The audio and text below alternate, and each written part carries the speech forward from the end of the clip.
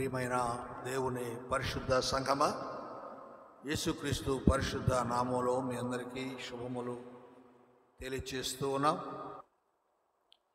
ద్వితీయోపదేశ కాండము గ్రంథంలో నుండి ఈరోజు మరొక సందేశాన్ని విందాం. ద్వితీయోపదేశ కాండము 19వ అధ్యాయము 15వ వచనం నుంచి 21 వరకు మనం చదువుకున్నాం. ఇందులో ముఖ్యంగా ఉన్న అంశము, ఒకవేళ చదివేటప్పుడు ఇక్కడ ఉన్న వాళ్లకు అది అర్థమై ఉంటుంది. బైబిల్ రీడింగ్ అయిన తర్వాత వచ్చిన వాళ్ళకి ఇందులో ఉన్న అంశం ఏంటో అర్థం కాదు. ఎందుకంటే చాలా ఈజీగా ఈ 15-21 మధ్యలో ఉన్న అంశము ఏమిటి అంటే సాక్ష్యము, విట్నెస్, లేక టెస్టిమోనీ. మన సహోదరుడు సుజీవన్ పాట పాడాడు 356లో. సాక్ష్యం ఇచ్చేదా మన యేసు స్వామి దేవుడు అంచు సాక్ష్యం ఇచ్చేదా. సాక్ష్యము అంటే మనం సాక్ష్యం చెప్తూ ఉంటాం మందిరంలో, ఉపవాస ప్రార్థనలో, లేక బయట ఆయా సందర్భాల్లో సాక్ష్యం చెప్తుంటాం. మనం చెప్పే సాక్ష్యం ఏంటి? నాకు ఇలా స్వస్థ కలిగింది, నేను ఇలా పడ్డాను, ఇలా లేచాను, పలానా వాళ్ళు మాకు సాయం చేశారు, పలానా హాస్పిటల్కి వెళ్ళాను, పలానా ఊరు వెళ్ళాను అన్నీ చెప్పి ఆఖరులో ఏమంటాం? దేవుడు బాగు చేశాడు. ఇది మనం చెప్పే సాక్ష్యం జనరల్గా. కానీ ఇక్కడ ఈ భక్తుడు రాసిన పాటను ఒకసారి మనం గమనిస్తే, మల్లెల దావీదు గారు రాసిన పాట, సాక్ష్యం ఇచ్చేదా. ఏమని సాక్ష్యం ఇస్తాను నేను అంటే, మన యేసు స్వామి దేవుడు, అది మనం చెప్పాల్సిన సాక్ష్యం. నాకు బాగైపోయింది, లేకపోతే నేను పలానా హాస్పిటల్కి వెళ్ళాను, పలానా మందు వాడాను, పలానా అని చెప్పేది సాక్ష్యము కాదు. సాక్ష్యము అంటే యేసు ప్రభు నామంలో నాకు స్వస్థత కలిగింది, యేసు దేవుడు, అది చెప్పాల్సిందే. యేసు ప్రభు దేవుడు కాబట్టే నన్ను బాగు చేశాడు, నన్ను స్వస్థపరిచాడు అనేది సాక్ష్యం. ఇక్కడ మనం గమనిస్తే ఇంకా ఏమన్నా, సాక్ష్యం అనగా గనిన వినిన సంగతులు తెలుపుట. అంటే చూచినవి విన్నవి చెప్పాలి. ఏం చూసాం, ఏం విన్నాం, యేసుక్రీస్తుని గురించి ఏమి విన్నాం, యేసుక్రీస్తుని గురించి ఏమి చూచాం, ఇది మనం చెప్పాలి. అలా చెప్తూ నేను ఈ సాక్ష్యం ఇస్తున్నాను. ఎందుకంటే రక్షకుడు యేసుక్రీస్తు నన్ను బాగు చేశాడు, నన్ను రక్షించాడు. చూడండి, ఆ పాటను మనం పాడుకుంటే, సాక్ష్యమిచ్చేదా మన స్వామి యేసు దేవుడంచు సాక్ష్యమనగా కనిన వినిన సంగతులను తెలుపుటయే. సాక్ష్యమనగా కనిన వినిన తెలుపుటయే, సాక్ష్యమిచ్చు కొరకు నన్ను స్వామి ఎందుకు రక్షించాడుట? సాక్ష్యం ఇవ్వడానికే మనల్ని ఆయన రక్షించాడు. ఉదయకాలమున మొదటగానే సందేశం ముగింపు కాక మునిపే బిగినింగ్లోనే మనకు ప్రభు ఇస్తున్న ఈ మాట ఏమిటి అంటే, నీవు ఎందుకొరకు రక్షించబడ్డావు, నీవు యేసు ప్రభువును నమ్ముకున్నావు ఎందుకు, వాట్ ఈజ్ ద పర్పస్, ఎందుకోసం నీవు రక్షించబడ్డావు, ఎందుకోసం యేసు ప్రభువుని అంగీకరించావు?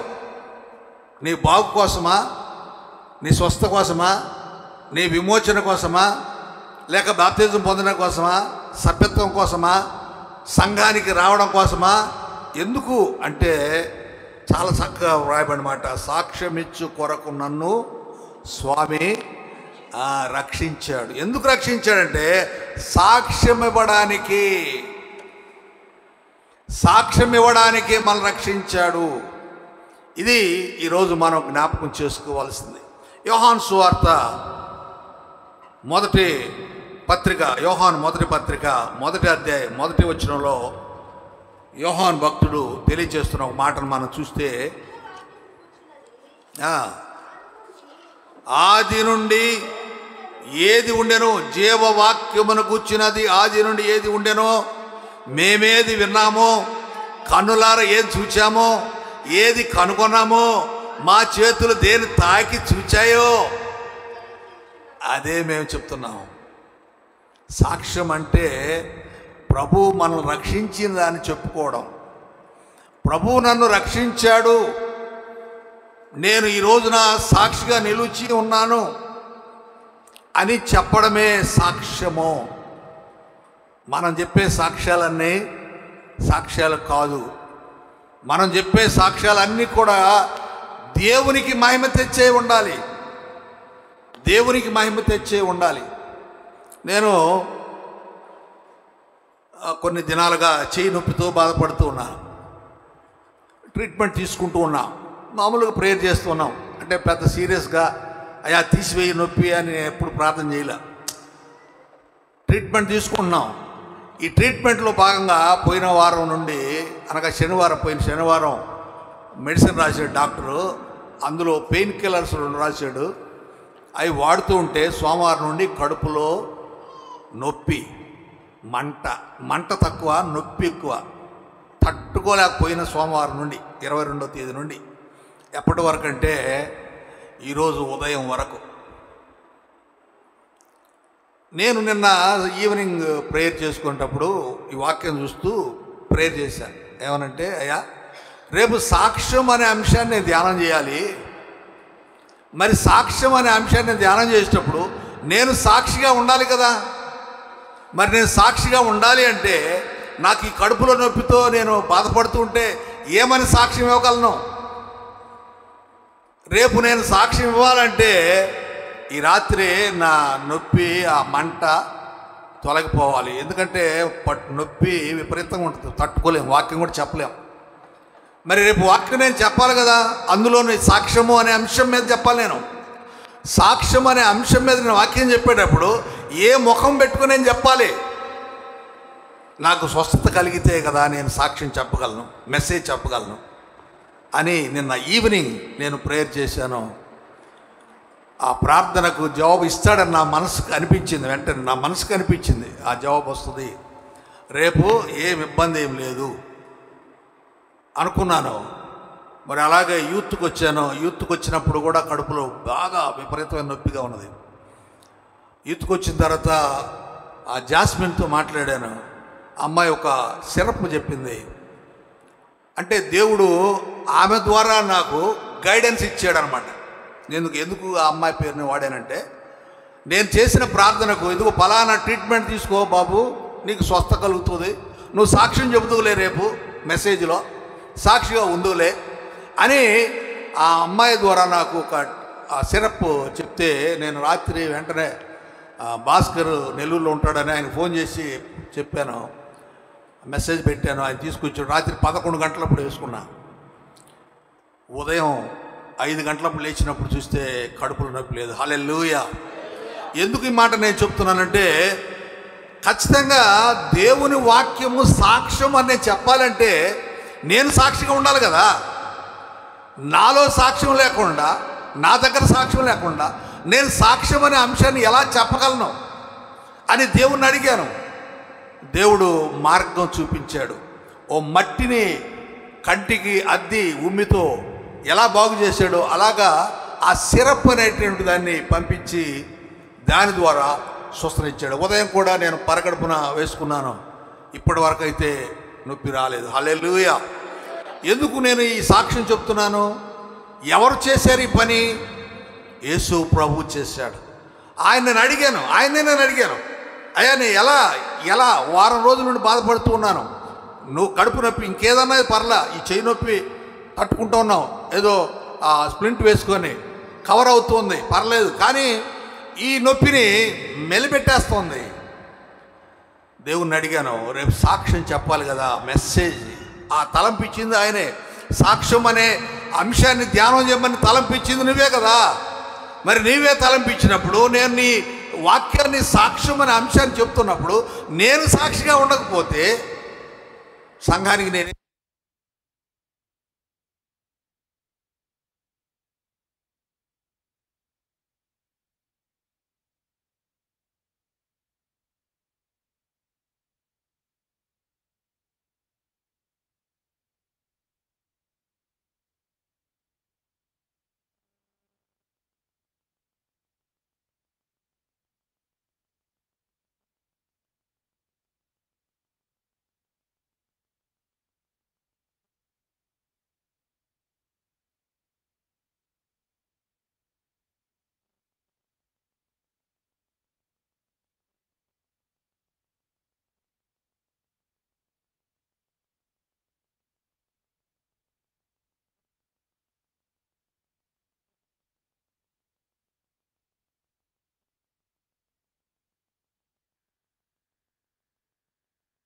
ఈ మాటలు మనం గుర్తు చేసుకోవాల్సి ఉంది.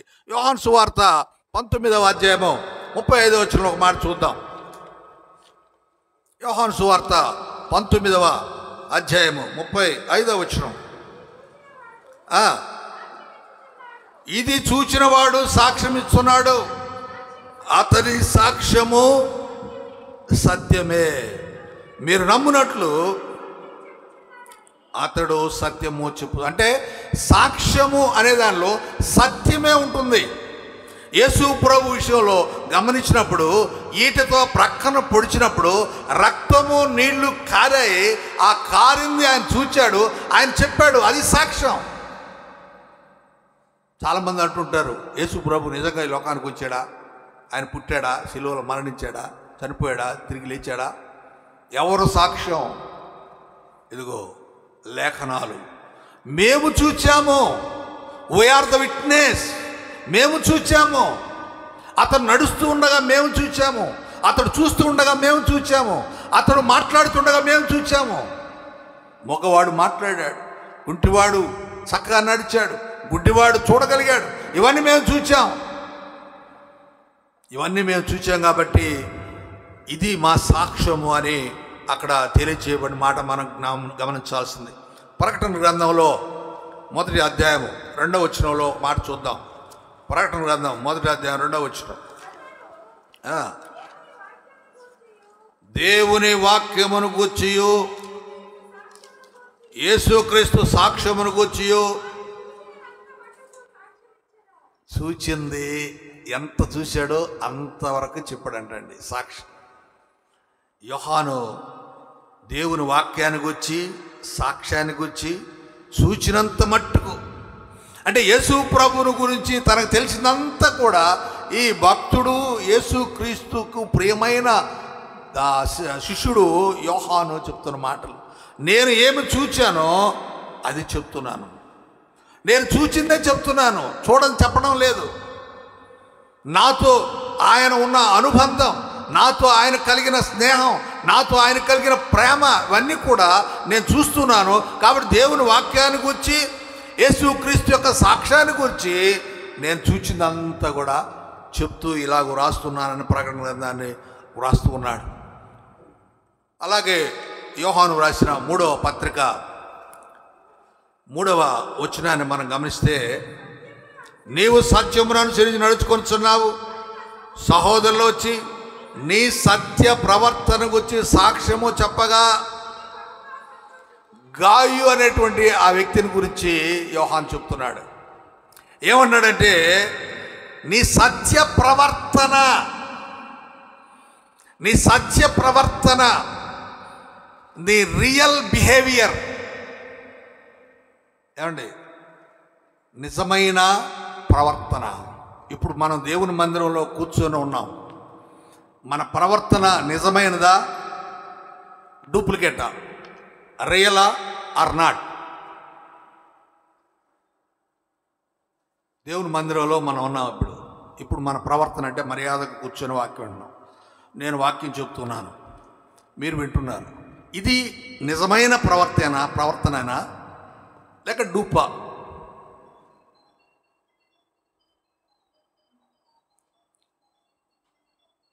చెప్పండి, మిమ్మల్ని అడుగుతున్నా. నిజమైందేనా? మరి బయటకు పోయిన తర్వాత కూడా ఇలాగే ఉంటారా? ఇలాగే ఉంటారా? ఇలాగే మన నోరు ఉంటుందా? ఇలాగే మన కన్ను ఉంటుందా?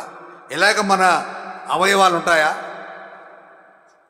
ఏమ్మా ఉంటాయా? ఎందుకని అంటే దిస్ ఈజ్ డూప్ అన్నమాట. సత్య ప్రవర్తన అంటే ఉన్నది ఉన్నట్లుగా ప్రవర్తించే విధానం. ఇక్కడ ఒక రీతిగా, బయట ఒక రీతిగా. అందుకే ఒక మంచి మాట తిమోతి వ్రాస్తూ ఉన్నాడు. చూడండి ఒకసారి, తిమోతి 1వ పత్రిక 3వ అధ్యాయం 7వ వచనం.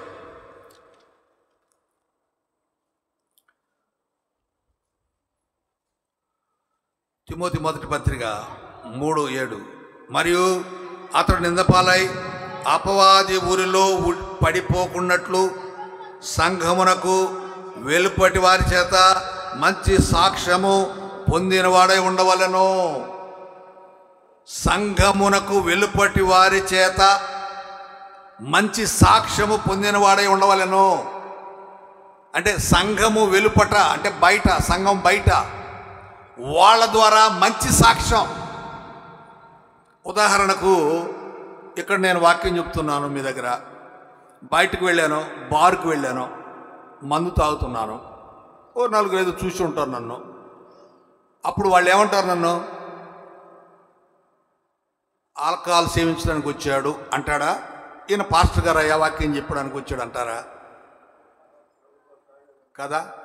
అంటే బయట వారు అంటే దేవుని మందిరానికి సంబంధం లేకుండా అన్యులుగా ఇతరులుగా ఉన్నవాళ్ళు మనల్ని చూసి ఏమనాలా?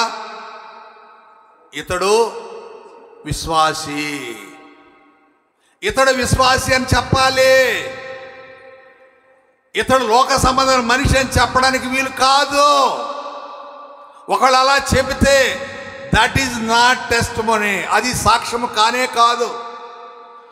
సాక్ష్యం అంటే ఎలా ఉండాలా? యేసు క్రీస్తు రక్షకుడిని నేను అంగీకరించాను అని చెప్పగలిగేటువంటి విధానంలో నిన్ను చూచినవాడు.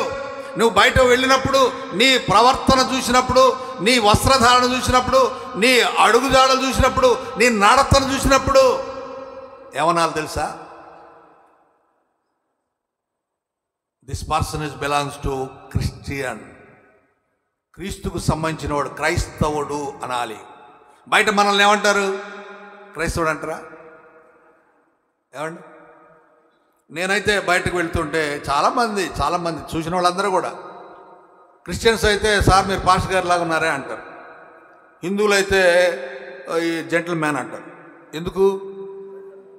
నా వేషధారణ, నా ప్రవర్తన, నా మాటలు, నా బిహేవియర్. రే హిటారా అన్నాం అనుకోండి, అది ఎలా ఉంటుంది? ఎవడురా నన్ను ఊరే అంటున్నావు అని అంటాడు. బాబు ఇట్రా నాయన అన్నాం అనుకో, ఏమంటాడు? ఈయనెవరో జెంటిల్ మ్యాన్. అంటే ఒక మంచివాడు, అంటే ఓ క్రైస్తవుని యొక్క సాక్ష్యము బయట రావాలి మనకి. అదే ఇక్కడ అంటున్నాడు. ఏమన్నాడు? వెలుపటి వారి చేత మంచి సాక్ష్యము పొందినవాడై ఉండవలెను. బయట ఉన్నటువంటి వారు మన గురించి సాక్ష్యం చెప్పాలండి, సంఘంలో వాళ్ళు కాదు. అది సాక్ష్యం అంటే. నువ్వు ఇక్కడికి వచ్చి ఏసయ్య నన్ను బాగు చేసాడు, లేకపోతే హాస్పిటల్కి పోయాను బాగోయాను, అది కాదు. బయట వాళ్ళు, బయట నీ సాక్ష్యం, నీ విట్నెస్, అది మనం జ్ఞాపకం చేసుకోవాల్సింది. బయట వారు. అందుకే అంటున్నాడు, నేను చూచింది, విన్నది, తాకింది, అనుభవించింది చెప్తున్నాను. This is my witness. అది సత్యమైనది. తిమోతి అంటున్నాడు కదా, వెలుపటి వారి ఎడల. యోహాను 3వ పత్రిక 1వ అధ్యాయం 12వ వచనంలో ఇంకో మాట చూస్తే సత్యమైనది అంటాడు.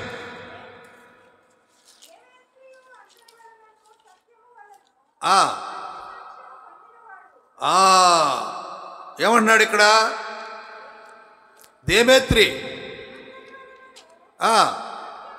దేమేత్రియు అందరి వలన సత్యం వలన మంచి సాక్ష్యం పొందినవాడు.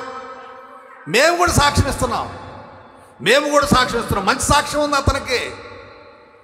అతనికి మంచి సాక్ష్యం ఉంది. మేము కూడా సాక్ష్యం ఇస్తున్నాం. We are the witness. మేము సాక్ష్యం. కోర్టులో చెప్పే దొంగ సాక్ష్యాలు కాదు, బయట సమాజంలో చెప్పే దొంగ సాక్ష్యాలు కాదు. సాక్ష్యము ఏమిటి అంటే మనం చూచినది, విన్నది, తాకినది అది సత్యమైనదే ఉండాలి. యెషయా గ్రంథంలో ఒక మాట చూద్దాం, చాలా భయంకరమైన మాట ఇది. 59వ అధ్యాయం, యెషయా గ్రంథం 59:12 వచనం. మేము చేసిన తిరుగుబాటు క్రియలు నీ ఎదుట విస్తరించి ఉన్నవి, మా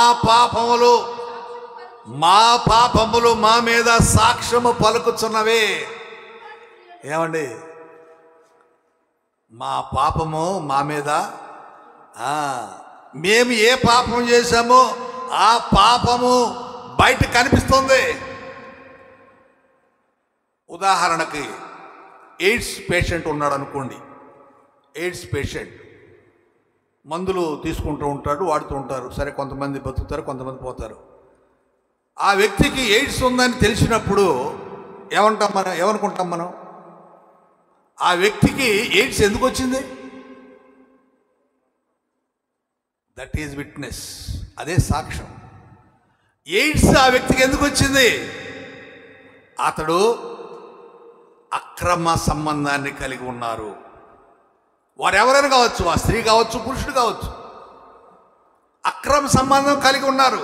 ఇల్లీగల్ వ్యవహారం ఉంది. ఇప్పుడు ఆయన చెప్పలే నువ్వు మంచోడువా చెడ్డోడువా అన్నప్పుడు అతను మంచోడు అనడానికి ఎయిడ్స్ ఉందంటే వాడిని ఏమంటాం మనం? మంచోడు అనలేము. ఎందుకు? అతను చేసిన పని అతన్నే పట్టించింది. అతను పొరపాటు చేశాడు, మరి ఎక్కడో ఎలా చేశాడో మనకు అవన్నీ అవసరం లేదు. ఆ వ్యాధి వచ్చింది అంటే వెంటనే జనరల్ అండర్స్టాండింగ్ అది, అతడు తప్పు చేశాడు, అక్రమ సంబంధం కలిగి ఉన్నాడు. కాబట్టి ఇదనమాట, మా పాపములు మా మీద సాక్ష్యం పలుకుతున్నాయి. ఒక పరిశుద్ధ గ్రంథంలో ఉండే ఉదాహరణ తీసుకుంటే, పక్షవాయువు కలిగిన వాడు ఒక వ్యక్తి ఉన్నాడు. అతను యేసు ప్రభు దగ్గర తీసుకురాబడ్డప్పుడు ఆ పై కప్పు ఊడదెరికి తీసుకొచ్చారు. ఆయనకు స్వస్థత కలిగింది, దేవుడు స్వస్థత చేశాడు. ఆయన యేసు ప్రభు ఏమన్నాడు ఆయనతోటి? కుమారుడా నీ పాపము క్షమించబడి ఉన్నది. హల్లెలూయా. ఏమన్నాడు? కుమారుడా నీ పాపములు క్షమించబడ్డాయి. ఆయన్ని ఎందుకు తీసుకొచ్చారు? స్వస్థత కోసం తీసుకొచ్చారు. పక్షపాతం అనే వ్యాధి నుండి విడిపించబడడానికి తీసుకొచ్చారు.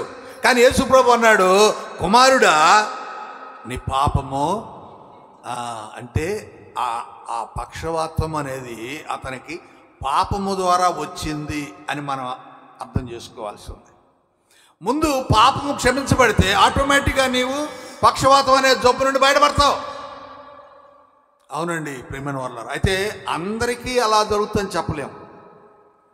ఒక్కొక్కరికి వచ్చే వ్యాధులు అలానే జబ్బును బట్టి పాపమును బట్టి వస్తాయా? లేదు. కొన్ని దేవుని నామ మహిమ కొరకు వస్తాయి. ఒక పుట్టు గ్రుడ్డివాడు ఉన్నాడు. అతని విషయంలో శిష్యులు అడుగుతారు, అయ్యా ఈయన పుట్టు గ్రుడ్డివాడు, వీడు పాపం చేశాడా, వీని తల్లిదండ్రులు పాపం చేశారా అని అంటాడు. అప్పుడు యేసు ప్రభు ఏమంటాడు? వీడు కానీ వీని తల్లిదండ్రులు కానీ పాపం చేయలేదు, దేవుని నామం మహిమపరచబడానికి జరిగింది. హల్లెలూయా. కనుక కొన్ని దేవుని నామ మహిమ కొరకు జరుగుతాయి, కొన్ని పాపమును బట్టి. ఇదిగో ఇక్కడ అంటాడు, మా పాపములు మా మీద సాక్ష్యము చెప్తున్నాయి. నీ గురించి సాక్ష్యం బయటకు రావాలంటే నీవు ఎలాంటి వాడువో ఎలాంటి దానవో అనేది బయటకు రావాలంటే మరి నీకు కలిగినటువంటి బలహీనతలను బట్టి సాక్ష్యం ఉన్నదా అనేది మనం ఆలోచన చేయాల్సి ఉన్నది. యేసు ప్రభు గురించిన ఒక మంచి మాట తిమోతి మొదటి పత్రిక 2వ అధ్యాయం 6వ వచనం. తిమోతి మొదటి పత్రిక 2:6. అందరి కొరకు విమోచన క్రయధనముగా తన్ను తాను సమర్పించుకొనెను. చాలా క్లియర్గా వ్రాయబడిన మాట చూడండి. ఈయన అందరి కొరకు విమోచన క్రయధనముగా తను తాను సమర్పించుకొనెను. దీనికి వచ్చిన సాక్ష్యము తగిన కాలంలోనే ఇవ్వబడినది. యేసు ప్రభు మానవాళి కొరకు సిలువలో తన ప్రాణాన్ని అర్పించాడు. దానికి సాక్ష్యము తగిన కాలంలోనే ఇవ్వబడింది. అందరూ తెలిసింది. ఈ మాట చెప్పమనండి కాదన్న వాళ్ళు ఎవరైనా ఉంటే. యేసుక్రీస్తు మానవాళి కొరకు తన ప్రాణాన్ని అర్పించాడు అనేటువంటిది సాక్ష్యంగా తగిన కాలంలోనే ఇవ్వబడింది. ఇది నిజము. ఆయన మానవాళి కొరకు తన రక్తాన్ని ధారపోశాడు క్రయధనముగా. అంటే పాపము చేసిన దానికి పాపం విమోచింపడాలంటే తన రక్తాన్ని అమ్మేశాడనమాట. తన రక్తాన్ని ఇచ్చి పాపాన్ని తీసివేశాడనమాట. అది దాని అర్థం. మన బజార్కి వెళ్ళి 100 రూపాయలు ఇచ్చి ఒక వస్తువు కొన్నాం అనుకోండి, ఆ డబ్బు 100 రూపాయలు చెల్లించి తీసుకున్నాం వస్తువుని. ఆ వస్తువు మన దగ్గర రావడానికి క్రయధనముగా 100 రూపాయలు ఇచ్చామన్నమాట. ఇక్కడ యేసు ప్రభు మానవాళి విమోచన కొరకు క్రయధనముగా తన రక్తాన్ని ధారపోసాడు. అదే ఇక్కడ చెప్పండి మాట. ఏమంటున్నాడు? ఈయన అందరి కొరకు విమోచన క్రయధనముగా తను తాను సమర్పించుకున్నాడు. ఇది దీనికి మేము సాక్ష్యము. అంతేకాదు, యేసు ప్రభు లేచిన తర్వాత కూడా ఒక మాట చూద్దాం. కొరింథీ మొదటి పత్రిక 15వ అధ్యాయం 15వ వచనం. కొరింథీ మొదటి పత్రిక 15వ అధ్యాయం 15వ వచనం. దేవుడు క్రీస్తును లేపినని మేము సాక్ష్యము చెప్పి ఉన్నాం. యేసు ప్రభు దేవుడు లేపాడు అంటే యేసు ప్రభు మరణించాడు అనేది ఎంత సాక్ష్యం ఉందో, అలాగే లేచాడు అనేదానికి సాక్ష్యం ఉంది. మేము చూసాం. శిష్యులు చెప్తున్నమాట, మేము చూసాం, మేము సాక్ష్యము. ఇదిగో మృతులు లేపబడని ఎడలా దేవుడు ఆయన లేపలేదు అంటే మృతులు లేస్తారు అనేదానికి సాక్ష్యంగా ఈ మాట చెప్తున్నాడు పౌలు. చనిపోయిన వారు లేస్తారు అనేదానికి యేసు ప్రభు లేస్తేనే కదా ఆయన యందు విశ్వాసం ఉంచిన వారు లేస్తారు. ఈ మాటలు మనం గమనించాల్సి ఉంది. ఇంకో మాట మనం చూస్తే తిమోతి 2వ పత్రిక 1వ అధ్యాయం 8వ వచనం. 2వ పత్రిక 1వ అధ్యాయం 8వ వచనం. కాబట్టి నీవు మన ప్రభువు విషయమైన సాక్ష్యమును గూర్చి అయినను, ఆయన ఖైదీనైన నన్ను గూర్చి అయినను సిగ్గుపడక దేవుని శక్తిని బట్టి సువార్త నిమిత్తము శ్రమానుభవములో ఏమంటున్నాడు ఇక్కడ పౌలు భక్తుడు తిమోతికి రాస్తూ ఏమంటున్నాడంటే, ఎదుగో ప్రభువు విషయమైన సాక్ష్యమును గూర్చి, అలాగే ఖైదీనైన నన్ను గూర్చి సిగ్గుపడతావా? సిగ్గుపడద్దు. సిగ్గుపడక దేవుని శక్తిని బట్టి స్వార్థ నిమిత్తము శ్రమానుభవములో పాలివాడటము అంటే శ్రమను అనుభవించడంలో నీవు సమర్పించుకో. శ్రమను అనుభవించు స్వార్థ నిమిత్తము. ఎప్పుడు దేవుని శక్తి ఉంది మనతో. నీవు స్వార్థ నిమిత్తము, యేసుక్రీస్తు సాక్ష్యం నిమిత్తము. చాలా క్లియర్గా వ్రాయబడిన మాట చూడండి. మన ప్రభు అయిన యేసుక్రీస్తు సాక్ష్యం గూర్చి, అలాగే నన్ను గూర్చి. నేను ఖైదీని, ప్రిజనర్. నేను జైల్లో ఉన్నవాడును. నన్ను గురించి నువ్వు సిగ్గుపడతావా? నన్ను గురించి సిగ్గుపడతావా? సిగ్గుపడద్దు. ఎవరు? పౌలు భక్తుడు తిమోతికి వ్రాస్తూ అంటాడు, తిమోతి తన శిష్యుడిగా ఉన్నాడు, తన ప్రియకుమారుడుగా ఉన్నాడు, తన ద్వారా మార్చబడిన వ్యక్తిగా ఉన్నాడు. మన వాళ్ళు ఎవరైనా జైలుకి పోయారు అనుకోండి, ఆ ఇంట్లో వాళ్ళు సిగ్గుపడతారు కదా, చెప్పుకోవడానికి సిగ్గుపడతారు. మాకు ఒక సహోదరి ఉండేది. ఆమె నా గురించి ఎవరు అడిగారంట. ఎవరు అడిగితే ఆయన ఎవరు నాకు తెలియదు అన్నదంట. మళ్ళా ఆమె నాకు చెప్పింది, నేను ఇలా ఒకరు అడిగితే నేను ఇలా నువ్వు తెలియదని చెప్పాను అని. నేను నవ్వుకున్నాను. ఇప్పటికీ అది మర్చిపోలేను నేను. ఎవరు ఆమె? నా తల్లి కడుపును పుట్టింది. నా తల్లి కడుపును పుట్టింది నా చెల్లి. అతనెవరో నాకు తెలియదు. ఎందుకు? నేను జైలుకి పోయి వచ్చానని. అంటే జైలుకి పోతే నేరస్తుడా? జైలుకి పోస్తే అవమానమా? లేక ఏదన్నా కష్టం కలిగితే అది అవమానమా? నష్టం జరిగితే అవమానమా? భర్త చనిపోతాడు, ఆడది విధవరాలు అనిపించుకుంటుంది. బయటకు వస్తే చాలామంది ఆమె ఎదురైంది పోవద్దు అంటే ఏంటి అర్థం? అంటే ఆమె భర్తను కోల్పోవడం ఆమెకు అవమానమా? ఏమండి, ఆలోచన చేయండి. ఒక వ్యక్తికి నష్టం కలిగింది, భర్తను కోల్పోయి దుఃఖంలో ఉంది ఆమె, బాధలో ఉంది ఆమె. ఆమెను నువ్వు అవమానకరంగా భావిస్తావా? జైలుకి పోయాడు, కష్టం, ఏదో తప్పు చేశాడో చేయకపోయాడో పోతే దాన్ని అవమానంగా భావిస్తావా? నువ్వు పోవా? నీకు రాదా అలాంటి పరిస్థితి? నీ ఇంట్లో మనుషులు సావరా? నీ ఇంట్లో వాళ్ళకి కష్టం కలదా? నీ ఇంట్లో వాళ్ళకి జబ్బులు రావా? సో ఇవన్నీ కూడా మనం ఆలోచన చేస్తే ఏమనిపిస్తుంది? జరుగుతున్న పరిస్థితుల్లో మనం చాలా జాగ్రత్తగా అర్థం చేసుకోవాల్సింది. అందుకే పౌలు అంటాడు, నేను ఖైదీనైన నేను, నా గురించి నువ్వు సిగ్గుపడద్దు, శ్రమపడు, బాధపడు, సాక్షిగా నిలబడు. నువ్వు సాక్షిగా ఉండాలి. మనం ప్రార్థన చేస్తాం, అయ్యా నాకు ఈ జబ్బు తగ్గిపోతే సాక్షిగా ఉంటానయ్యా. నేను ఎన్ని రోజులు ఉంటావు? ఏమండి, ఆ రోజు చెప్తాం సాక్ష్యం, దేవుడు సహాయం చేశాడు, దేవుడు గొప్ప దేవుడు, రక్షకుడు అని చెప్తాం, రైటే. మరుసటి ఆదివారం పని పెట్టుకుని బయటికి వెళ్తాం, ఊరికి వెళ్తాం. ప్రార్థన ఉండదు, భక్తి ఉండదు, విశ్వాసం ఉండదు, బైబిల్ చదవు, ప్రార్థన చేయవు, ఇంట్లో ప్రార్థన ఉండదు. ఎందుకు అంటే సాక్షిగా ఉంటానంటే ఎన్ని రోజులు ఉంటావు సాక్షిగా? ఒకరోజేనా? ఒక చర్చిలో ఒకరోజు సాక్ష్యం చెప్తే అయిపోయినట్టేనా? నీ జీవితకాలం అంతా సాక్షిగా ఉండాలి. అదే ఇక్కడ మనం జ్ఞాపకం చేసుకోవాల్సింది. జీవితకాలం అంతా. ఒకసారి హెబ్రీయులకు రాసిన పత్రికలో ఓ మాట చూద్దాం. దేవునికి ఇష్టడుగా సాక్షిగా నిలువబడ్డాడంట. హెబ్రీయులకు రాసిన పత్రిక 11వ అధ్యాయం 4-5 వచనాలు.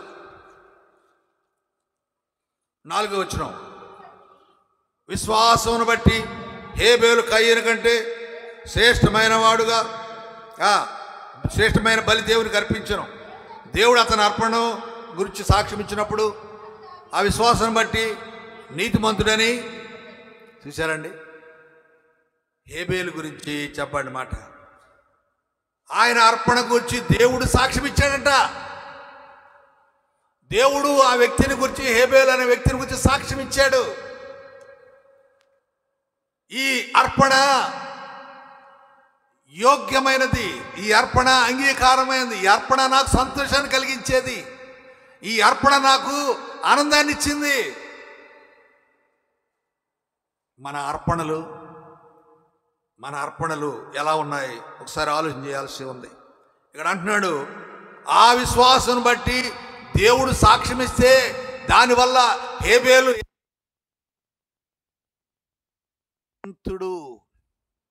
నీతిమంతుడని తీర్పు పొందాడట, సాక్ష్యం పొందాడట. హేబేలు నీతిమంతుడు ఎందుకయ్యాడు అంటే ఆయన అర్పణ గురించి దేవుడే సాక్ష్యం చెప్పాడు. ఉదయ కాలంన ప్రియా దేవుని సంగమా, నీ అర్పణ గురించి, నీవు దేవునికి అర్పించుకున్న విధానం గురించి ఆయన ఏమైనా సాక్ష్యం చెప్పాలి? నీ గురించి నీది మంచి సాక్ష్యమేనమ్మా. గమనించండి, మరి పేద విధవరాలు 2 కాసులు అర్పిస్తే,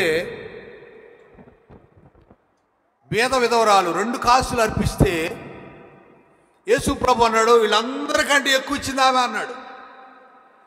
సాక్ష్యం కదా, మంచి సాక్ష్యం కదా. అక్కడ కొంతమంది దాన్ని విరుద్ధంగా బోధిస్తూ ఉంటారు. యేసు ప్రభు ఎందుకు చెప్పాడు? ఆమె అర్పణ నాకు అంగీకారంగా ఉంది. ఆమె అర్పణలో స్వార్థం లేదు. ఆమె అర్పణలో ఎలాంటి మెప్పు కోసం వేయలేదు. ఆమె అర్పణలో ఎలాంటి గొప్పతనం కోసం వేయలేదు. సమర్పణతో, సంపూర్ణ సమర్పణతో ఆమె అర్పించింది. గమనించండి, హేబేలు అర్పణ. తర్వాత 5వ వచనంలో మనం చూస్తే హనోకు గురించి వ్రాయబడింది. హనోకు మరణం చూడకుండా కొనిపోబడెను. అతడు కొనిపోబడక మునుపు దేవునికి ఇష్టుడై ఉండెననే సాక్ష్యము. హనోకు గురించి మంచి సాక్ష్యం అండి. ఏంటంటే ఆయన కొనిపోబడ్డాడు. హల్లెలూయా. అతను మరణాన్ని రుచి చూడలేదు, మరణించలేదు. అతను మరణాన్ని చూడలేదు, దేవునికి ఇష్టడయ్యాడని సాక్ష్యం. యేసు ప్రభు బాప్తిజం పొంది ఉన్నప్పుడు పావురము వచ్చినప్పుడు పరిశుద్ధాత్మ మాటలు వినపడ్డాయి. ఏమని? ఈయన నా ప్రియ కుమారుడు, ఈజ్ మై బిలవ్డ్ సన్. ఉదయకాలం నా ప్రియ దేవుని సంఘమా, క్రైస్తవ సహోదరి సహోదరులారా, ప్రభు నీ గురించి ఈయన నా కుమారుడు, ఈమె నా కుమార్తె అనే సాక్ష్యం చెప్పగలుగుతాడా అనే ప్రశ్న మనం వేసుకోవాల్సి ఉన్నది అని ప్రభు పేరు నేను జ్ఞాపకం చేస్తున్నాను. భక్తుడు యోహాను అయితే ఏమయ్యాడు చూడండి. ప్రకటన గ్రంథం 1వ అధ్యాయం 9వ వచనం. ప్రకటన 1వ గ్రంథం 1వ అధ్యాయం 9వ వచనం. ప్రకటన 1వ అధ్యాయం. మీ సహోదరుడును యేసును బట్టి కలుగు శ్రమలోను రాజ్యములోను స్థానంలోను పాలివాడునైన యోహాను నేను దేవుని వాక్యము నిమిత్తమును యేసునికి వచ్చిన సాక్ష్యం నిమిత్తమును పద్మాసు ద్వీపమున. చూసారా, భక్తుడు యోహానంట, నేను ఇదిగో యేసును బట్టి కలుగు శ్రమలో రాజ్యములో సహనములో పాలివాడినైనా యోహానని నేను యేసునికి వచ్చిన సాక్ష్యం నిమిత్తము పద్మాసు ద్వీపములో పరవాసినైపోయాను. నా ఊరు వదిలేశాను, నా ఇల్లు వదిలేశాను, నా స్థలం వదిలేశాను, ఎక్కడికో పరాయి ప్రాంతానికి వెళ్ళాను. పరాయి ప్రాంతం, అందులోనూ పద్మసు ద్వీపం అది. ఆ చుట్టూరు నీరే ఉంటాయి, భూమి తక్కువ ఉంటుంది. ఆ స్థలంలో ఉన్నాను, నాకు ఆహారం లేదు. ఎవరి కోసం? యేసు క్రీస్తునికి వచ్చిన సాక్ష్యము. ఈనాడు క్రైస్తవ లోకంలో సంఘాల్లో అంత వ్యాపారం అయిపోయింది. సేవకులు కానీ సంస్థలు కానీ సంఘాలు ఇవన్నీ వ్యాపారం అయిపోయినాయి. ఆ వ్యాపారంలో భక్తి ఎటో వెళ్ళిపోయింది. బతుకు తెరువు కోసం కాదు, ఇప్పుడు వ్యాపారం కోసం. పూర్వకాలం అనేవాళ్ళు పాస్టర్ అంటే బతుకు తెరువు కోసం వచ్చాడు రా అనేవాళ్ళు, బతుకు తెరువు కోసం అంట. ఇప్పుడు ఏమంటున్నారు? బతుకు తెరువు కాదు, వ్యాపారం కోసం. వ్యాపారం కోసం ప్రతివాడు ప్రత్యేకమైన సంఘం కట్టేది, చర్చి కట్టేది, దశమ భాగాలు తీసుకురండి అనేది, పెద్ద పెద్దోళ్ళు అయిపోయేది. ఓ రిచ్ పర్సన్స్ అయిపోతున్నారు. ఎంత రిచ్ పర్సన్స్ అంటే ఏం బండ్లు అండి? ఆడి కార్లు అంట. ఆడి కార్లు, బెంజ్ కార్లు, మళ్ళా పోయినసారి మనం చెప్పుకున్నాం కదా, బౌన్సర్స్. సో ఇవంతా ఏంటిది? యోహాన్ అంటున్నాడు, నేను యేసు ప్రభు సాక్ష్యం కోసం నేను పరవాసినయ్యాను పద్మాసు ద్వీపంలో. ఎక్కడో పోయి ఎదుగో ఆ ద్వీపంలో ఉండిపోయాను ప్రభు కోసం అండి. నేను అడిగాను ఒక సమయంలో, నెల్లూరు ప్రాంతంలో ఒక సంఘంలో వాక్యం చెప్పడానికి వెళ్ళినప్పుడు ఆ పాస్టర్ గారిని అడిగాడు, ఎక్కడికైనా వెళ్తావా అని అడిగాడు. వెళ్తానని చెప్పాను. అండమానికి వెళ్తావా అన్నాడు. వెళ్తానని చెప్పాను. నీ భార్యతో కూడా పోవాలన్నాడు. నా భార్యతో పోవడానికి నేను ఎలా సాధ్యం అవుద్దండి? సేవకుడు తనంతట తాను ఒక్కడే పోగలడు ఎక్కడికైనా, భార్యతో పోవాడా? పోలేడు. ఎందుకని? భార్య ఇష్టపడదు. ఏందయ్యా పద్మాసు ద్వీపానికి పోయేదిందా, అడవికి పోయేదిందా, అరణ్యానికి పోయేదిందయ్యా, అండమానికి పోయేదిందా, లోకంలో ఉండాలా, ఏడా చేయాలా? నేను చెప్పాయ్యా నా భార్య అయితే రాదని చెప్పి. ఏమి నీ భార్య నువ్వు ఒప్పించుకోలేవా అన్నాడు. ఒప్పించుకునేది కాదు, ఆమె గవర్నమెంట్ ఎంప్లాయీ, గవర్నమెంట్ జాబ్ వదిలే రాదు. వస్తారు ఎవరన్నా? ఎవరు రారు. చెప్పాను నన్ను ఒక్కడిని పంపిస్తే చెప్పండి నేను వెళ్తానన్నా. అంటే సేవకుడు దేవుని సాక్ష్యాన్ని బట్టి, యేసుక్రీస్తుని బట్టి ఎంత దూరం పోవాలి, అదే సేవకుడు అంటే. విశ్వాసి కూడా ఎంత దూరమైనా వెళ్ళగలగాలి, అదే విశ్వాసం అంటే. విశ్వాసులకి ఎలా ఉంది ఇప్పుడు? అంతా లోకంలో ఉండే అంతా కావాలి, ఏదో ప్రార్థనలో భక్తి చాలు. ఎందుకు? దేవుని మందిరానికి రావడానికి నిర్లక్ష్యం చేస్తున్నారు చాలామంది. కొంతమంది ఆలస్యంగా వస్తున్నారు, కొంతమంది అయితే అసలు రావడం లేదు. ఒక్కొక్క కార్యక్రమాన్ని అనుకుంటే బాధ కలుగుతుంది. ఏది క్రీస్తుని కూర్చిన సాక్ష్యం ఎక్కడుంది? యోహాను అంటున్నాడు, నేను ఎక్కడికైనా వెళ్తానంటున్నాడు. మనమైతే అంత పరిస్థితి మనకు కనపడ్డది. ఇంకో మాట కూడా చూద్దాం. 20వ అధ్యాయం 4వ వచనం, ప్రకటన గ్రంథం 20వ అధ్యాయం 4వ వచనం. సింహాసనములను చూచి తిని వాటి మీద ఆశలేని వారిని వారికి విమర్శ చేయుటకు అధికారం ఇవ్వబడెను. మరియు క్రూర మృగమునకైనను దాని ప్రతిమకైనను నమస్కారం చేయక తమ నొసలయందు కానీ చేతులందు కానీ దాని ముద్ర వేయించుకొనని వారిని యేసు విషయమై తామిచ్చిన సాక్ష్యము నిమిత్తము దేవుని వాక్యం నిమిత్తము చిరఛేదనము చేయబడిన వారి ఆత్మలు చూచితిని. ఏమండి, యేసుక్రీస్తు కోసమట, యేసుక్రీస్తు సాక్ష్యం కోసమట, ఆయన వాక్యం నిమిత్తమట తలకాయ తీసేసుకోవడానికి కూడా సిద్ధపడిన వాళ్ళు నా బలిపీఠకు నేను చూశానయ్యా అంటున్నాడు. అంటే దేవుని పరిచర్య కోసం ప్రాణాలు అర్పించిన వారు, దేవుని పరిచర్య కోసం తలలు తీసేసుకున్న వాళ్ళు, వాళ్ళందరి ఆత్మలు నేను చూశాను అన్నాడు యోహాను. అవును ప్రియమైన వాళ్ళరా, పగడాల ప్రవీణ్ గారి మనకు తెలుసు. ఈ మధ్యకాలంలో యేసు ప్రభు వాక్యాన్ని గురించి ఆయన చెప్తూ సామాజిక వేత్త అని యేసు ప్రభు గురించి చెప్పాడు. యేసు సమాజంలో ఉన్న ఆ చెడునంతా తొలగించడానికి వచ్చాడు అని చెప్పాడు. మతం కాదు, ఆయన మతానికి సంబంధించిన వాడు కాదు, మానవత్వానికి సంబంధించిన వాడు. మానవాళి విమోచించబడడానికి యేసుక్రీస్తు వచ్చాడని చెప్తూ వచ్చాడు. భారతదేశంలో ఉన్నటువంటి అసమానతల గురించి బాగా వివరించాడు. చివరికి ఏమైంది? ఆయన తాగుబోతుని చేసి చంపేశారు. ఇప్పుడు చెప్పండి, ఆయన తాగుబోతా? చాలామంది ఎవరిని అడిగినా కూడా తాగుబోతు కాదు. మన సీఎం చంద్రబాబు గారు కూడా తాగుబోతు అనేసి. ఎలా అంటాడు ఆయన? తాగుబోతు. తప్పు కదా. ఎందుకు నేను ఈ మాటలు జ్ఞాపకం చేస్తున్నానంటే, యేసు ప్రభు కొరకు ఆయన తాగుబోతు అనిపించుకున్నాడు. No problem at all. అది ఆయన ఉద్దేశం. నేను అనిపించుకున్నా పర్వాలేదు, నేను ప్రభు కొరకు నా తల తీసేసినా పర్లేదు. ఇదండి సాక్ష్యం అంటే. ఇది సాక్ష్యం అంటే. ప్రియమైన వాళ్ళరా, అలాంటి ఆ సాక్ష్యం కలిగిన ఆత్మలు నేను చూశాను అంటాడు. యేసు ప్రభువు గురించి ఒక మాట చూద్దాం. యోహాను సువార్త 5వ అధ్యాయం 36వ వచనం. యోహాను సువార్త 5వ అధ్యాయం 36వ వచనం. యోహాను సాక్ష్యము కంటే నాకు ఇంకా పెద్ద సాక్ష్యం ఉందని అన్నాడు యేసు ప్రభు. ఏంటంట అది? అదేమంటే, నేను నెరవేర్చుటకై తండ్రి ఏ క్రియలు నాకు ఇచ్చాడో నేను చేసిన ఆ క్రియలే. అదండి. అంటే దేవుడైన యెహోవా నన్ను ఇక్కడ పంపాడు కదా మీ దగ్గరికి. నన్ను ఎందుకు పంపాడు?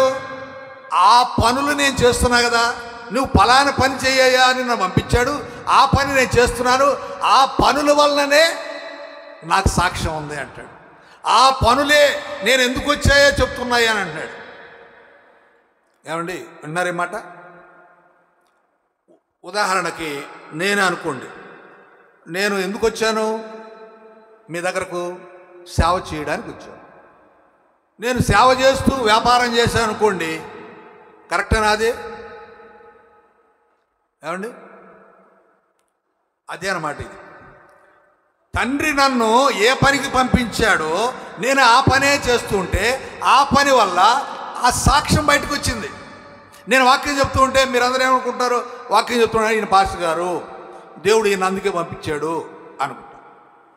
అలా కాకుండా నేను వాక్యం చెప్తూ మళ్ళా బయటకు పోయిన వ్యాపారం చేసుకున్నాను. పౌలు చేశాడు కదా, ఆయన పని చేసుకున్నాడు, స్వార్థ పాటించాడు, ఓకే అని అంటాను నేను.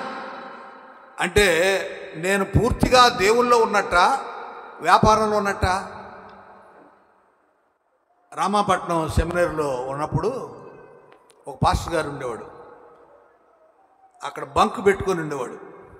బంకులో సిగరెట్లు అమ్ముతూ ఉండేవాడు. సిగరెట్లు, బీడీలు, చుట్టలు చాక్లెట్లు అమ్ముతూ ఉండేవాడు. రామపట్నం ఆ తిట్టు అనే సెంటర్లో. మేము అటు పోయేటప్పుడు వచ్చినప్పుడు ఆయన చూస్తూ ఉండేవాళ్ళం. ఆయన ఒక సంఘానికి కాపరి, బాప్టిస్ట్ సంఘానికి. మేము పోయేటప్పుడు వచ్చినప్పుడు ఆయన దగ్గరకు పోయి చాక్లెట్ కొనుక్కునేవాళ్ళం. కొంతమంది ఉండేవాళ్ళు దమ్ము కొట్టేవాళ్ళు, వాళ్ళు సిగరెట్ కొనుక్కునేవాళ్ళు. ఆయన అగ్గి పెట్టించేవాడు.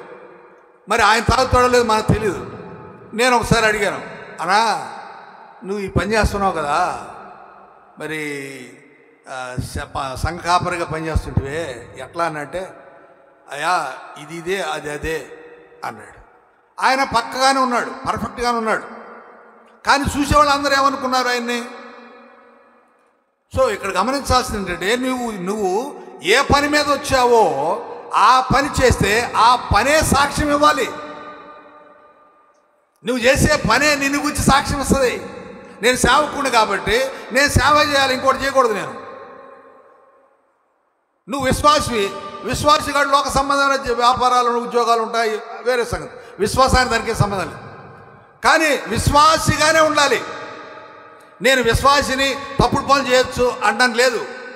విశ్వాసి అంటే మంచి పనులే చేయాలి, అది దాని అర్థం.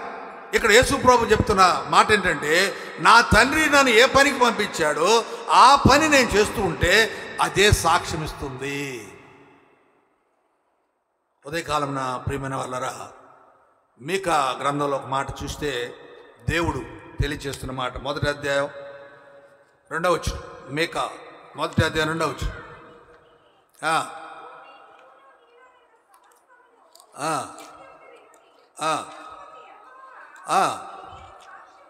నీ మీద సాక్ష్యము పలకబోతున్నాడంట.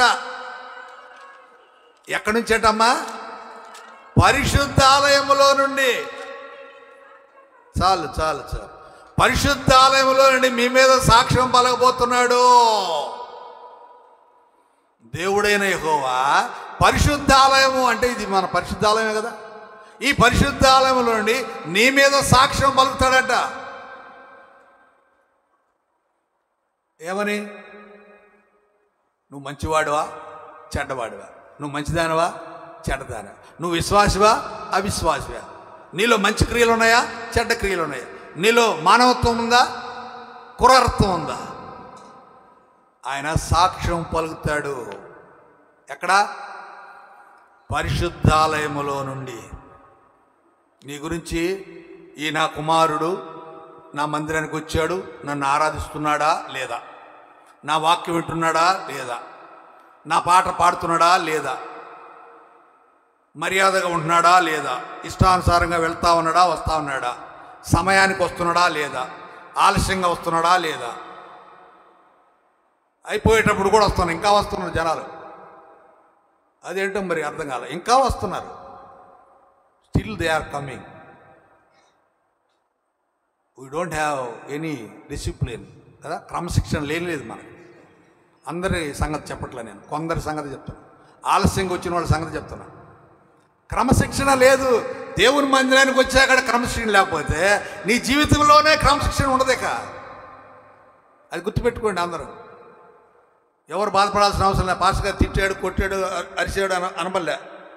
ఎందుకంటే దేవుడు మేమే సాక్షిని పలుకుతున్నాడంట. ఎన్ని గంటలకు వచ్చావు నువ్వు, ఎంత విన్నావో, ఎంత పాడావో, ఎంత సమయాన్ని ఆత్మీయంగా గడిపావో ఆయన చూస్తూనే ఉన్నాడు. దేవుడు చూస్తూనే ఉన్నాడు.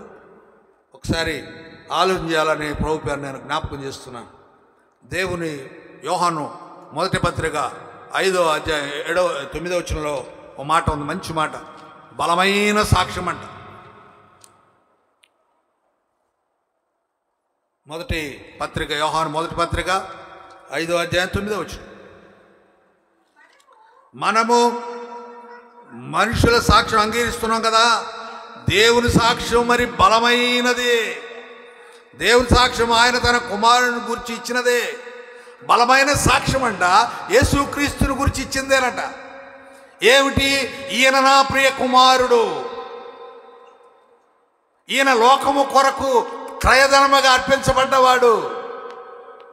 మరి నీ గురించి, నా గురించి, మన గురించి దేవుడు ఎలాంటి సాక్ష్యము ఇవ్వాల్సి ఉంది? యోబు ఒక మాట అంటాడు, యోబు గ్రంథంలో నుండి ఒక మాట చూద్దాం, 16-19.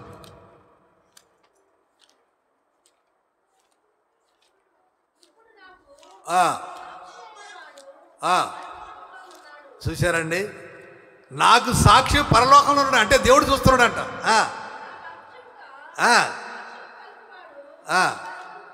చూశారు, నా పక్షముగా సాక్ష్యం పలుకువాడు పరలోకంలో ఉన్నాడు, పరమందు ఉన్నాడు. యోబు అంటున్నాడు, నాకు దేవుడే సాక్షి. అందుకే మనం అంటున్నాం కదా, దేవుడు తోడయ్యా, దేవుడు తోడు. మంచిదే, కానీ నిజంగానే నువ్వు పెట్టిన ఒట్టులో నిజం ఉందా, సత్యం ఉందా? పిల్లకాయలు ఉంటారు, యవనస్తులు, వాడు సిగరెట్ తాగొస్తాడు, వాడు నాయన పసిగడతాడు, అరే సిగరెట్ వాసన వస్తుంది ఇంటి దగ్గరని, రే నువ్వు సిగరెట్ తాగేవా లేదా అంటాడు. లేదు నాయన దేవుడు తోడు, నేను తాగలేదంట. అంటే అబద్ధం చెప్పాడా నిజం చెప్పాడా?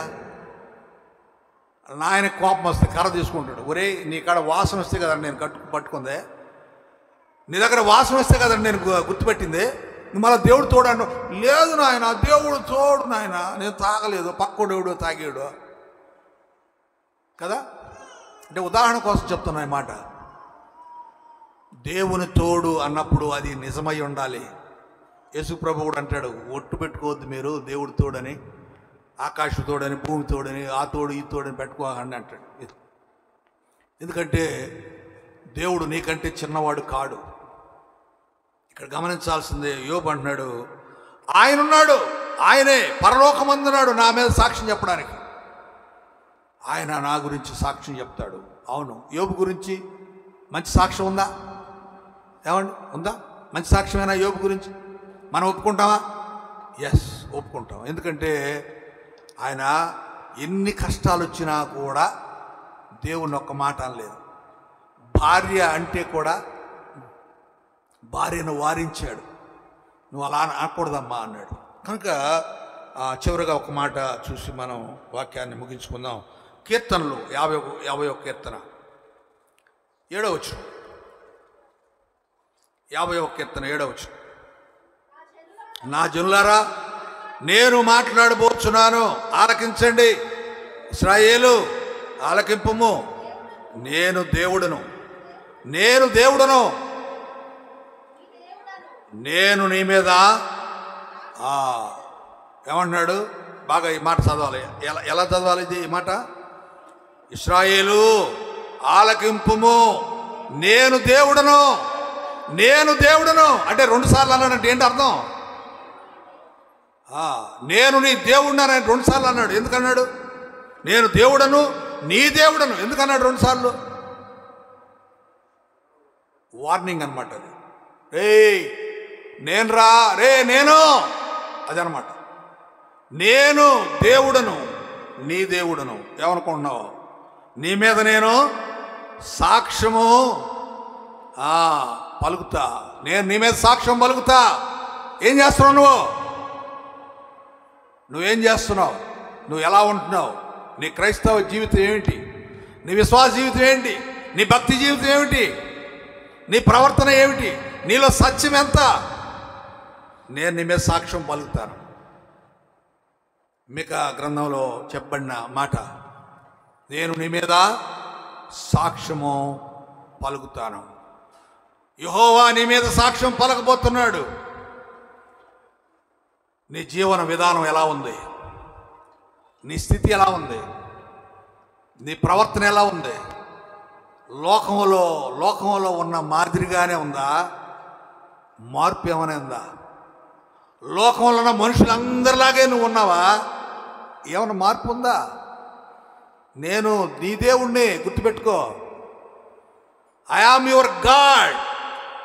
నువ్వు అనుకుంటున్నావు ఏమి లేదు, ఎవరు చూడలేదులేని. నేను చూస్తున్నాను, నేను నిన్ను గమనిస్తున్నాను. నీ భక్తి నాకెంతో తెలుసు, నీ విశ్వాసం ఏంటో నాకు తెలుసు, నీ ప్రవర్తన ఏంటో నాకు తెలుసు, నీలో వేషధారణ ఉంది. ఈనాడు ఎందుకు ఈ మాటలు దేవుడు మనకు తెలియజేస్తున్నాడంటే, లోకమంతటిలో ఈనాటి పరిస్థితి ఎలా ఉందంటే నామకార్థపు క్రైస్తవ జీవితం అయిపోయింది, లోక సంబంధమైన జీవితం అయిపోయింది, విశ్వాస జీవితం లేదు. కష్టాలు వస్తాయి, బాధలు వస్తాయి, ఇబ్బందులు వస్తాయి, యోహాను భక్తుడు అంటాడు, నేను పరవాసిగా ఉన్నానయ్యా, ఎక్కడో పోయి ఉన్నాను, ద్వీపంలో ఉన్నాను. ఎవరి కోసం? యేసు క్రీస్తును నేను అంగీకరించాను. ఆ సాక్ష్యం కోసం. నీవు యేసు ప్రభుకు సాక్షిగా నిలబడగలవా? మనకు బాగైంది అని చెప్పుకునేది కాదు, ఆయన కోసం నిలబడాలి. అది సాక్ష్యం అంటే. నేను యేసు ప్రభు బిడ్డను అనే ఆ సాక్ష్యం నలుగురు దృష్టిలో కనపడాలి. వేషధారణతో కాదు, నామకార్థంతో కాదు. ఈ విషయాలు మనం అర్థం చేసుకొని దేవుడు మనల్ని చూస్తున్నాడు అని ఆయనది బలమైన సాక్ష్యం అనే సత్యాన్ని మనం గుర్తు చేసుకొని ప్రభువు కొరకు, ప్రభువును ఎరుగుట ద్వారా మనకున్నటువంటి ఆ బలమైన సాక్ష్యాన్ని మనం కలిగి విశ్వాసంలో మనం జీవించాలి. లోక సంబంధమైన జీవితం వ్యర్థమైనదే. నేను అనుకుంటాను, ఇంకా కొన్ని దినాలకి మనకి పరిస్థితులని మారిపోతాయి. లోకంలో పరిస్థితులని మారుతాయి. కొన్ని దినాలే మనకి భోజనానికి ప్రొవిజన్స్ దొరకవు, రైస్ దొరకవు. వాడు అంటాడు, నువ్వు మా పలానా స్వామిని ఆరాధిస్తేనే ఇస్తానంటాడు. నువ్వు బతకాలంటే ఆ స్వామికి చెయ్యి అని చెప్పి తీసుకోవాలి. సరుకులు కానీ, బియ్యం కానీ, నూనెలు కానీ, వస్తువులు కానీ. ఆ రోజులు రాబోతున్నాయి. దేవుడు ముందుగానే నేను హెచ్చరిస్తున్నాడు, మనల్ని హెచ్చరిస్తున్నాడు. నువ్వు సాక్షిగా ఉంటావా? రేపు చిరచ్ఛేదనం అయినా పర్లేదు, అంటే తలకాయ తీసేసినా పర్లేదు అనేటట్టు ఉంటావా? నేనైతే అది అనుకుంటా. ఆ పరిస్థితి వస్తే నేను చచ్చిపోవడానికి సిద్ధమే అని అనుకుంటా. అప్పుడప్పుడు అది గుర్తొచ్చినప్పుడు. ఎందుకు ఇలా నా గురించి గొప్పగా చెప్తున్నాను అనుకోవద్దండి. సమర్పణ చెప్తున్నా. సమర్పణ అదేంటి అంటే, ప్రభు కొరకు నేను మరణము నొందడానికి సిద్ధమే. ఈరోజు స్టిల్, ఈరోజు ఈ క్షణంలో నేను చనిపోవడానికి సిద్ధమే ప్రభు కొరకు. ఎవడైనా వచ్చి నువ్వు చెప్పిన తప్పు, నువ్వు అలా కాదు, అది కాదు, ఒప్పుకో అని అంటే నేను ఒప్పుకోను. ఈ మాటల మీద నేను స్థిరం కలిగి ఉంటాను. ప్రభు కొరకు నా తల తీసివేసుకోవడానికి కూడా నేను సిద్ధమే. ఈ మాటలు చాలామంది సేవకులు చెప్పారు, శిష్యులు చెప్పారు, అలాగే జరిగినాయి కూడా. కనుక ఈ మాటలు మనం అర్థం చేసుకుందాం, భక్తిలో విశ్వాసంలో పెరుగుదాం. దేవుడు మనల్ని చూస్తున్నాడు, మనల్ని కనిపెడుతూనే ఉన్నాడు. మనం మంచివాళ్ళమా చెడ్డవాళ్ళమా, మనం సరైన ఆరాధన చేస్తున్నామా లేదా, మనం భక్తిలో ఉన్నామా లేదా, ఇవన్నీ చూస్తున్నాడు ఆయన. దయచేసి దీన్ని అర్థం చేసుకొని విశ్వాసంలో కొనసాగాలని కోరుతూ ఈ మాటలు ముగిస్తున్న దేవుడి వాక్యాన్ని దీవించునుగా. ప్రార్థన చేసుకుందాం. ప్రేమగల మా తండ్రి పరిశుద్ధుడా, మీకు వందనాలు, స్తోత్రాలు. ఆయన ఈరోజు సాక్ష్యము కలిగి ఉండాలని మీరు చెప్పారయ్యా. మీరు చూస్తూనే ఉన్నారు, మీరు సాక్ష్యం పలకబోతున్నారు అయ్యా. నీవు పలికితే అది నిజము నాయన, అది బలమైంది, అది సత్యము నాయన. మరి మేము నీవు మమ్మల్ని రక్షించావని, మేము రక్షించబడింది కేవలం నీ గురించి చెప్పడానికే అనే సత్యాన్ని మేము అర్థం చేసుకొని విశ్వాసంలో భక్తిలో ముందుకు వెళ్ళడానికి సహాయం చేయండి. యోహాను భక్తుడు అన్నాడు, ప్రభా నేను పద్మసు ద్వీపమున పరవాసినయ్యాను క్రీస్తు సాక్ష్యం నిమిత్తము. అవును తండ్రి, మరి అనేక మంది ఆత్మలు నేను చూశాను అంటున్నాడు. శిరచ్ఛేదనము చేయబడ్డవారు, అదుగు తలలు తీసివేయించుకున్నవారు, కేవలం వాక్యం కొరకు, క్రీస్తు కొరకు. అవును తండ్రి, రాబోయే రోజులు అలానే ఉన్నాయి. మేము కూడా అలాంటి వారంగానే ఉండాలని మేము ఆశపడుతున్నాం. మీ చిత్తమైతే నాయన అలాంటి వారిలో, అలాంటి ఆత్మలలో మేము ఒక ఆత్మగా ఉండడానికి మమ్మల్ని బలపరచమని ప్రార్థన చేస్తున్నాం తండ్రి. అయా నీ ఆశీస్సులు ఉంచమని, మీకే మహిమ ఘనత చెల్లిస్తూ ఈ వర్తమానం మా అందరికి దీవెనకరం చేయమని, మేమందరం కూడా ఆత్మీయతలో ఎదుగు భాగ్యం ఇచ్చామని మీకే మహిమ ఘనత చెల్లిస్తూ యేసు ప్రభువు నామమున ప్రార్థిస్తున్నాం తండ్రి.